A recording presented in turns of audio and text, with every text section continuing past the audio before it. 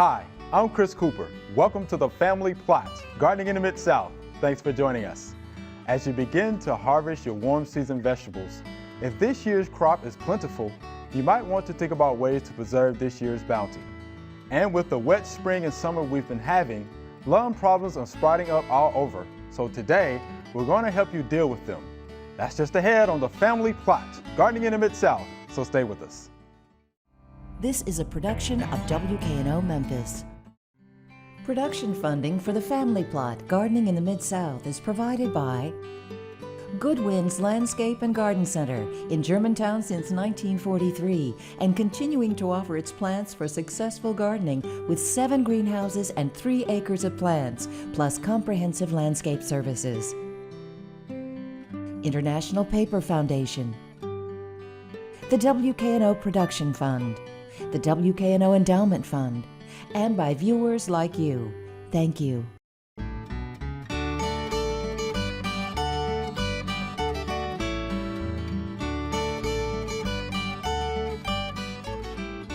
Hi, welcome to the Family Plot. I'm Chris Cooper.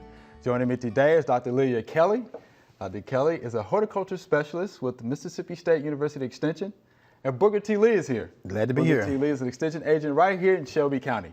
Thanks for joining me. Great to be here. Glad to be here. All right, Dr. Kelly, let's talk about harvesting and preserving those vegetables. All right, yeah. All right. So what do we need to know? The crop is coming in. The crop is coming in. What do we do? You know, It's you're out plentiful. there. Yes, exactly. You're out there trying to keep that zucchini picked and the okra picked, and and you just get in the house with one load, and you go out, and it's another load out there ready to go. So keeping up with the harvest can be a little kind of daunting, especially if you overplanted some things or you didn't do successive planting, or that you planted a little plot of corn at this time and then you planted another little plot later, so that your harvest is not all coming in at the same time, which can be a little overwhelming. I'll never forget my Aunt Katie May was a big, big gardener, and she just had a huge garden and always worked so hard and always had such a beautiful garden. And I remember asking her one time, I knew she'd planted a lot of cantaloupes, or mushmelon as we call them, you know. And I said, well, Aunt Kate, how did your mushmelon do? She said, well, honey, they all came in and ripened and did good, and then they all rotted together. She didn't get them. No, she didn't get them fast enough. So, you know, you have to be mindful of that. That's right. You know, don't get yourself in a fix, because if you were raised like I was, you don't want to be wasteful. You know, you want to say, okay, I'm going to pick this, and if I'm not going to do it, I'm going to give it to somebody else. You know, some relatives or friends or neighbors. So, you know, timing the harvesting can be helped by timing the planting so that you get a more of a spread out harvest period for your different vegetables. And knowing when to harvest is important. Most important. You know, timing is everything, because, you know, our family consumer science ladies and the specialists that work with Mississippi State tell us that, you know, if you're putting up the harvest, the quality of that product is totally based on the the quality of what you began with. Oh, okay. In other words, if you try to put up diseased or bruised or, you know, bad produce, it's not going to be the thing to do. So you need to just make sure that when you pick the crop, that it is at the stage of maturity that you want it, you know, and for like yellow crookneck squash, that's fairly small. You know, you don't want to wait till it gets that warty skin on it, you know, and gets hard as a rock. You know, Which most people do. Yeah, it's pretty common sense, really, to know when to harvest these things. And some of them are a little harder than others. Like, you know, when's that watermelon ripe? Yeah. You know? Hey, let's thump it and see. Let's thump it, Let's turn it over and look at the ground spot. That's right. You know, or look at the little curlicue, you know, that's attached to the stem. Everybody says when the little curlicue is, the little tendril is dried up, it's ripe. So I don't know, you know. It's hard to tell those sometimes. Are hard. They are really hard, you know. But like, not an exact science. No. I mean, you know, I guess practice makes perfect on that sometimes. But yeah, you just need to be careful and harvest when it's at its best quality and the best stage of maturity. And especially when it gets ready for that first killing frost. You know, you're really like, oh, I got to get out there and I got all these little green tomatoes. You know, are they going to ripen, you know, after I bring them in? And how do I care for them to help them to ripen?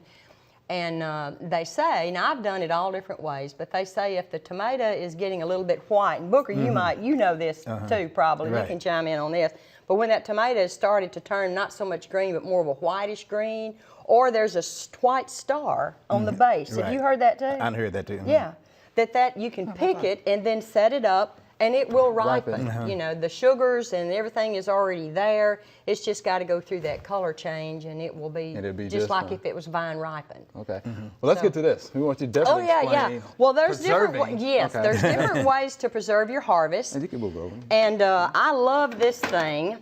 This is a dehydrator, and there's all kinds on the market. And dehydration of vegetables and herbs and fruits is a really, it's coming back. It's been done for like thousands of years, you know? So now I don't think the Egyptians had this, but I don't think so. Yeah, you can buy these all kinds, and basically all it is just there's a heating element in the bottom. You just plug it in, and then you have these trays that you then cut up your whatever, your peppers or your peaches or tomatoes. I like to do tomatoes. I like tomatoes. And and apples and herbs. I dry my herbs. And when my sons were younger, they would always leave their homework or their billfolds in their pockets, and I'd wash it. And it's great to drive money, homework. You pull it out, Multi-purpose. Yeah. So there's a lot of, and then you can stack them. You got different trays, and as things dry, you just switch out the trays. The ones, of course, lower to the element are going to get drier quicker. So dehydration is a great way to preserve How the long would harvest. you leave them on there, though? Well, you got to look at it, Chris. You got to watch it. Make sure you don't burn it out. That's right. The's no that's smart answer, wasn't it? But I want to be a smart aleck about it.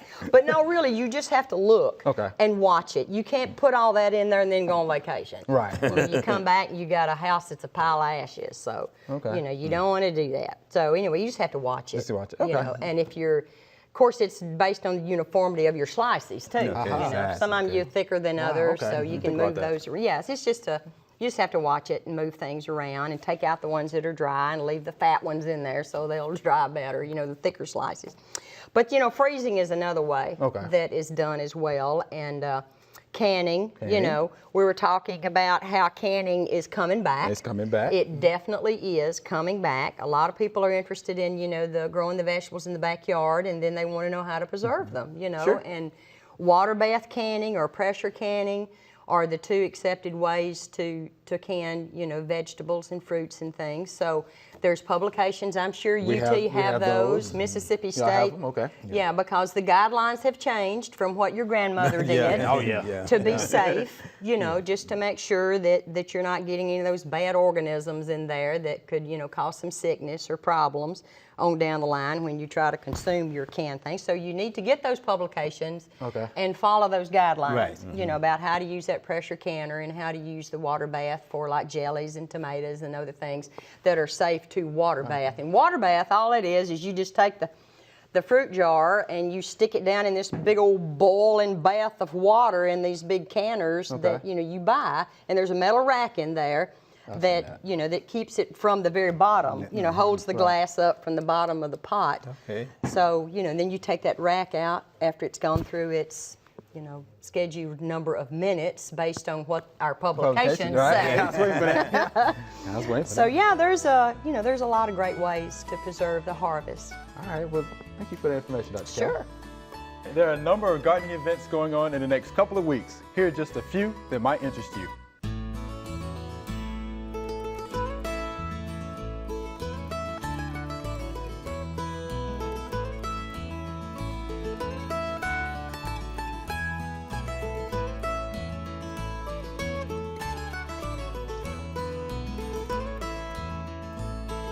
All right, Booker. Yeah. You're a lawn person, okay? He's a lawn guy, Dr. Kelly. Lawn. All right. They say I cut my grass 2 or 3 times a week, so they want it. He's insane. That's what he is. Insane with that. All right, Booker. What are the most common diseases that we're seeing in lawns right now? A lot of times we have brown patches. You see a lot of brown patches in your lawn there, and that's where the grass begin to high humidity. cause that to come on your lawn, and Okay. you'll see that about 1 to 8 inches in diameter in there. It'll spread too now. And normally you see brown patches when the grass begin to come out sometime in the springtime, Okay. then early in the spring, then it'll go back, and you'll see that patch begin to show in there. So it'll be like a light color in there. You'll see it be all through your lawn. Okay. So and the best thing to do that now, you might have compact soil. You might need to aerate that soil to make sure you get that soil loosened up some for the nutrient begin to get down to the grass, to the root system, and they'll do that. And also now, you might have too much fertilizer. A lot of people might get too much nitrogen fertilizer cause to do on that sometimes with brown patches. So that's one of the diseases that we see on that. Now we have spring dead spot. Now, you know, and a lot of times you have that spring dead spot on your grass there. And a lot of times you see spring dead spot, you cutting your grass too short. And then might be cutting it too short, and you might cut it too short early in the season. You know, like people want to cut their grass early in the springtime when they first start coming out, they cut it real low. Then we have another cold spell, and that can affect that grass because it get the root system there and not exposed to that cold weather. So I like to wait sometime before I cut my grass real short when I know all the cold weather gone, before I start cutting it real short in there. And you might want to aerate too. You aerate the soil, to loosen it up some in there. So, but don't cut it too short in there when you start cutting it, and then you have spring dead spot. One thing about spring dead spot now, you have spring dead spot, you can treat it with a fungicide, but you had to treat it in the fall of the year. In the fall. In fall, you don't treat it when in the springtime. You treat it in the fall of the year. So, if you don't treat spring dead spot every year, it's going to get larger and larger each year. So you might want to do that. Another thing we have is powdery mildew. There's powdery mildew in your lawn? On grass now. Right. Most of it have when the weather cool weather, moist weather. You water your grass late at night, and then you don't have time to dry off, and all that fungus will be on there. You start seeing powdery mildew. And when you have powdery mildew in your lawn, you might want to check the mow height when you mow on your grass. But the powdery mildew, they do get on grass. Now people say, "Oh, I got powdery mildew on my grass. This grass looking white out there. What's this problem?" You have powdery mildew on your grass. And there's another thing we see on that fair ring. Yeah. And I see that in my yard sometimes. And I had a tree there. You had a tree there, an old stump there in your grass. And most times you will see it when it rains. After it rains, you see a little mushroom start popping up in your lawn. Just flush up. Just flush up. They be so excited to get that moisture in there that they want to come out of the ground. So you'll see those fair ring begin to show up in your lawn. And that's after most of a rain there. And normally you have something dead or dying and they begin to rot out. And that will cause it to do that. You know, some fungicide can control it, but it's not. You need to try to correct the problem. On a lot of these things, you try to correct the problem, and you will see that it just go away. Okay. And then we have dollar spots. You know, you have them dollar spots on your lawn and thing in there, and you improve the drainage. And you can improve your drainage of the soil where water may be standing somewhere in your lawn, and cut the recommended height. Okay. You know, depending on see what grass you have in there. You know, you have a Moody grass and zoysia grass. You might want to keep it 2.5 inches tall or whatever it says on the recommended height on that, 2.5 to 3 inches tall, to make sure you're doing that to keep those dollar spots out of there. But this year we had a lot of problems with the lawns and stuff in there. So you see that in there. So those were some of the things that you see. That was some of the common diseases that you'll see on your grass there. And we've seen a lot of them this year. Okay, we sure have. Due to the rain. We had some rain and stuff in there. That's for sure. So it was a lot of problems. Okay. Now I definitely want to get to this because as a homeowner, and a lot of our homeowners here in Shelby County are using a lawn service. Right. So there are questions that homeowners need to be asking those people who are taking care of their lawns. Right. So let's look at some of these questions. And the first one is, so what chemicals are you spraying on my lawn? Why is that an important They didn't question? know that because sometimes you might want to know what they're spraying on your lawn because you might want to go out there and do research on that and see how it's affecting your soil. And you need to know that, and because you might want to do a report on that. What can you spray this time? What can you spray next time? And you'll know what they're controlling. You know, whether they're putting out pre-emerge or post-emerge herbicide on there, so you can tell that about what they're spraying on your lawn. So you need to know that and ask them that question there. Okay. A lot of times we don't ask our lawn service question, and when they call, they come in a time you're not there, but you need to know that. Okay. And something else. So why ask for a soil test? Why would you do that? Because a lot of times, Chris, they come out there every time they put fertilizer down, might put lime down, and you might not really need that on your lawn because some of those fertilizers can build up in your soil, like the potassium and your phosphate, it can build up. And you don't want it too high. And also, it might be adding lime to your soil, and you might not need lime. Right. That's why you need to do a soil test on there to see what you need to add to that. You might not need to add lime at this time. You might need to add something else. Because most lawn grass need a pH between 6.0 and 6.5. Right. So they putting a lot of lime down every time they come out there every so often, it can get too high. Okay. And we recommend about every 3 years for you do a soil Right. test when they get it where they want it in there. Okay. So why ask for advance notice before they come out? That's one thing that you might want to do something in your yard. You might want to go out there and do something in your yard. You might want to cut the grass before they come out there and spray. Yeah. Might want to barbecue. Might want to barbecue. Yeah. And then you might have the weekend have kids coming over. Right. Yeah, that's what I was thinking. So first have grandkids out playing around, crawling in the grass. Playing in your lawn. So you might tell them, pets. Pets out there, you might want to tell them, don't come this week. Right. Can you come next week? I got coming. I got this coming in here this way. We're going to be outside in the lawn, and we don't want that chemical out there in there. So that's why you want to get advance notice. Okay. And they probably will call you, just tell them, I need to call you, they're on the schedule to come. Okay. Yeah, you need that advance notice now and stuff in there, because you might want to do something in your yard before out there. Yeah, you might want to do something. Yeah. Okay. How about this one? How many times a year will you treat my lawn? That's an important question. That's an important question, because you want to know, because you might want to, how many times you don't put a pre-emerge down? How many times you don't put a post-emerge down? Are you going to do 6 applications? Are you don't do 7 applications? And then you kind of get an idea of what they don't charge you. What they charge you each application, they could say, well, we don't charge you this much amount here. You don't put 6 applications down, so that means you charge me this much application. You'll know that as though in advance. Then when they do that, and they start putting the pre-emerge down and post-emerge down, you know how many they're going to put down on each one of them. Okay. So that's good. You need to ask them questions then in your lawn service. Okay. Well, we got one more question that I think is important. So, do you aerate lawns? Yeah, like I said, we talking about you need to aerate your lawn sometime, or some company might not do that. Right. You might have to get another company to aerate your lawn, because over a period of time, a lot of traffic on your lawn, you need to aerate it. You need to detach it also to get that dead grass out of there. Compact soil, you want to aerate it for you can get that nutrient down into the soil. What they putting down, they putting nutrient down and not doing anything. You just waste your money.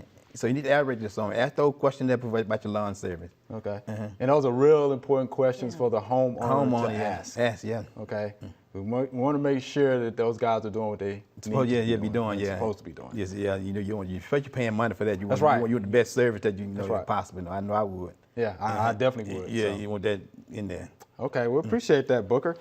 Here's our Q&A session, all right? And here's our first question. I have purple-looking spots on the leaves of my hydrangeas.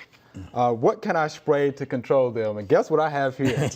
And you know what? And this came out of my own yard. Oh, no. My. This is my hydrangea. This is my yard. That, man. You grew that just for this, didn't Just you? for this. I like that. I grew it just for this. You know that question coming up. I knew your it was coming up, laboratory. but this is not my question. So, yeah, I just happen to have this in my yard. But so what do we think that is? It's a disease. It's Cercospora leaf spot is what it is. You can see the purple lesions there. Look, here's the deal. That's quite colorful. Okay, yeah. Pretty good. You see this a lot on the older leaves. Okay. Yeah. Because once these leaves they hit the ground, of course those spores are there. That's right. So we get overhead watering, or Mother Nature does the Splashback. watering, splashes, hits those lower leaves, Right. starts to go up the rest of the plant. Vicious cycle. And you know what? It can decrease plant vigor. Yeah. Okay. And it's unsightly. This doesn't look good aesthetically. It's what it is. Yeah. Yeah. So I mean, It's not the way it's supposed not to the look. way it's supposed to look. But this is what I do in my own yard. Stay in the house. Don't look at it. And don't look at it. Close your eyes. Want those leaves right. You need to get those leaves off the I get them ground out. too. Yeah, I just get them out the ground because I don't want those spores to splash up. Back on there when the rain Good comes. sanitation Good practices. sanitation. That's Yeah, right. That's what I always like to say. Good sanitation practices Exactly. will take care of that. Keeping that plant dried. Okay. Not overhead Good watering. Air circulation, not Yeah. overhead watering. If you Right. can, soaker hose. Soaker hose, drip yeah. irrigation. Early morning. Early morning will be fine. Yeah. And like I always mention, last resort. Last resort. Fungicide. You can use a fungicide. Chlorothianil, copper-based fungicide, mancozeb, something like that. But that's last resort. Okay. And make sure you read that label on there. Read the label. Always read the label on your pesticides. And something else, look for resistant varieties. That will help. That would help. That would help, yeah. So resistant varieties, Chris, and you won't have this problem. Exactly. Good question for So Chris. what variety is that, Chris? I'm not going to say because I don't want to get in trouble. Yeah. I don't want to get in trouble. Let's go to the next question.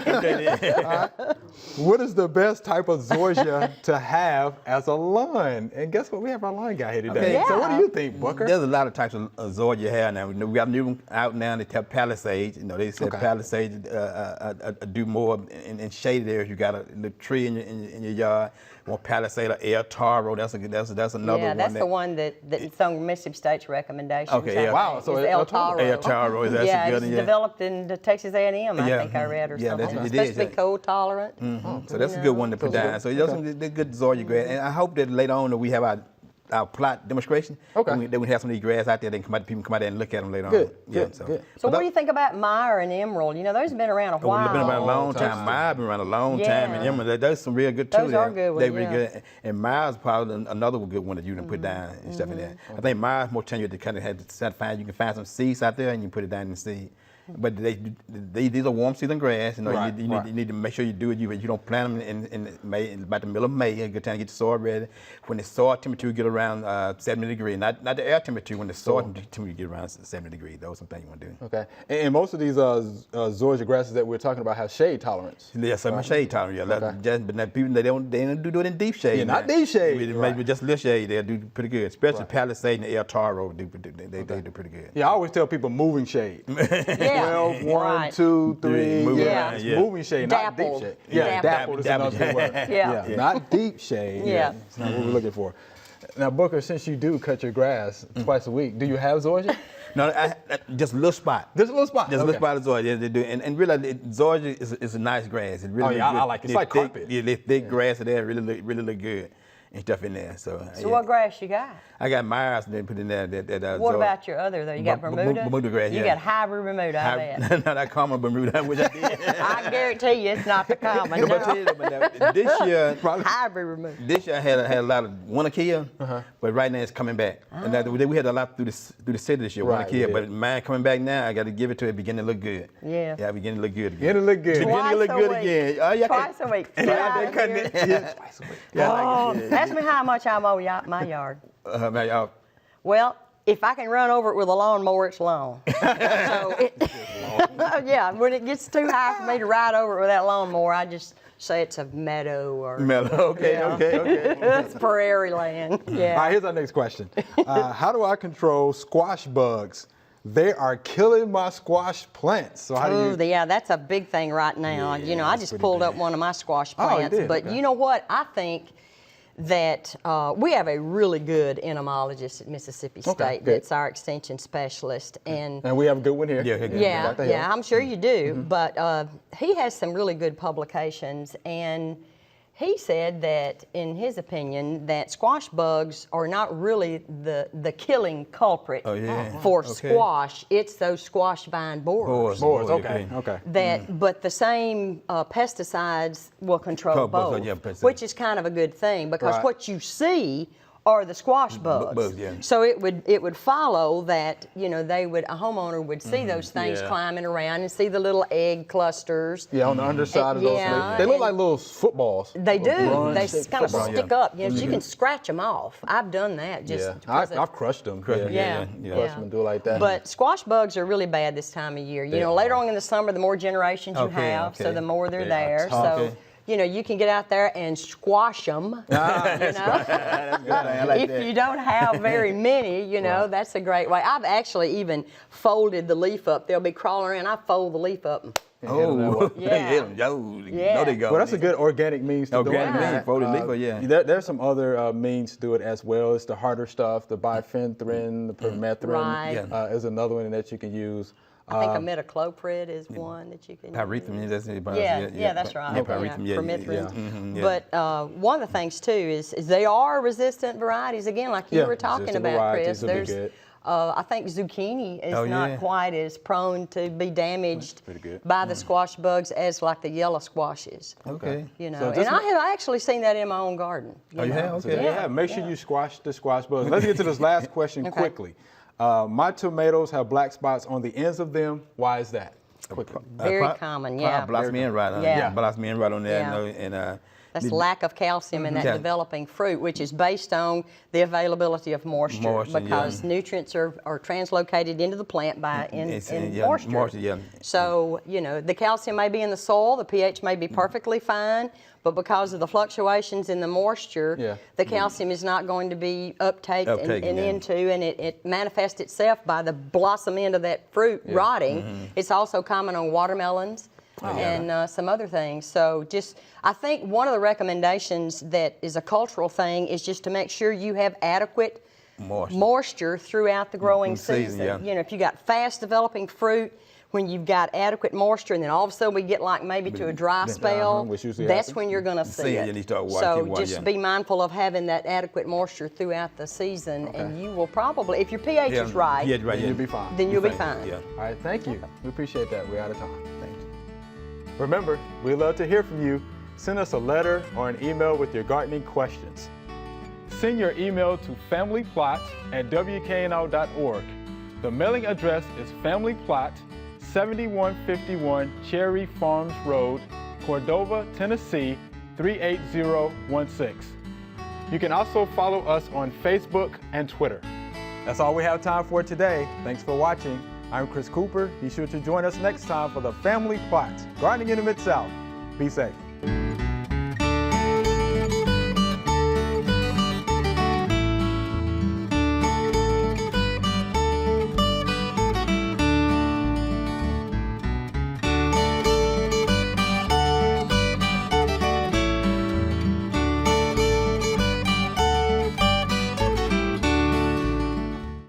Production funding for the Family Plot, Gardening in the Mid-South is provided by Good Winds Landscape and Garden Center in Germantown since 1943 and continuing to offer its plants for successful gardening with 7 greenhouses and 3 acres of plants, plus comprehensive landscape services. International Paper Foundation, the WKNO Production Fund, the WKNO Endowment Fund, and by viewers like you. Thank you.